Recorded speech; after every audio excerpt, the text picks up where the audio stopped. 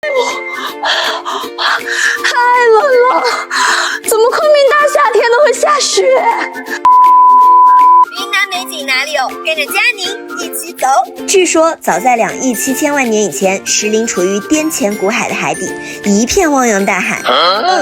这不是以前，是现在的石林冰雪海洋世界。还没进门就被这个梦幻城堡的外观吸引到，里边感觉像迪士尼乐园一样，真的什么都有，超级吸引小朋友。乐园应该怎么玩呢？跟着我的步伐 ，Go！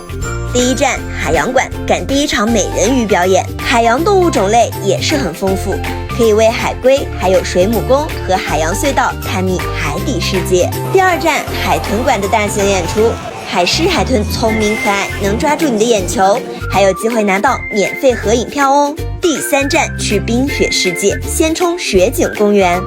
看我身后的冰雕，有没有一种在哈尔滨的感觉？里面有冰雕，还可以坐小火车，各种滑道、飘雪区域。接着去滑雪场，滑雪教练耐心教学，在专业赛道上1年4季体验滑雪的快乐。第4站大马戏，必须推荐空中飞人、摩托车特技、宠物表演、骑马表演。第6站白鲸表演，看完再看一看小动物们，就可以回家啦。暑期的福利给你们放在最后了，快冲呀！